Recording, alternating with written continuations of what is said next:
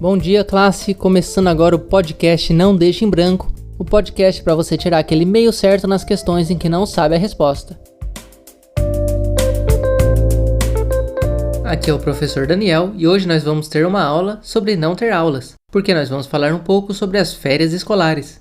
Isso mesmo, na aula de hoje nós não vamos aprender nada, apenas pensar em não ter aula. Isso porque é importante para os alunos do ensino à distância terem uma experiência similar à das aulas presenciais, e isso inclui aquelas aulas já depois das provas, mas ainda antes das férias, onde o professor não tem mais o direito de ensinar nada, já que não haverá uma prova para a qual decorar a matéria, mas você ainda precisa comparecer para responder a chamada e não ficar com falta.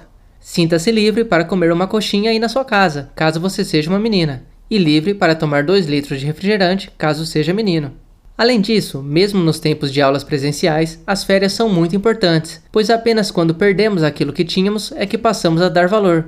Já reparou que depois de 1 ou 2 semanas de férias, mesmo sem lição de casa ou provas, você começa a estudar os livros didáticos por conta própria? Então, todo mundo sente saudades da escola durante as férias. Apesar de ser um período muito apreciado pelos alunos, é importante não gostar demais das suas férias, pois acontece muito de alunos que aproveitam demais esse tempo livre passarem das férias escolares para a evasão escolar, e nós nunca mais temos contato com eles. Mesmo durante a entrega da comida, o contato é bastante limitado. Além disso, é importante também dedicarmos parte da nossa atenção aos professores. Ao voltar às aulas, repare se a sua atual professora de biologia é a mesma de antes das férias. O mesmo com o professor de matemática e todos os outros membros do corpo docente. Isso porque tem aumentado muito os números de evasão escolar entre os professores. Muitos não retornam às salas de aula, mesmo as virtuais.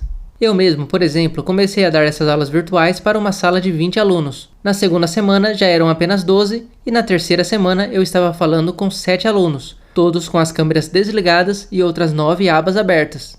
Nunca mais fiz login naquela sala, e hoje em dia minhas aulas são todas em formatos de podcast. Dessa forma, ao invés de tentar entregar conhecimento para 20 adolescentes ingratos, eu entrego esse mesmo conhecimento para milhões de pessoas ao mesmo tempo, todas interessadas o suficiente para apertarem o play nas minhas aulas.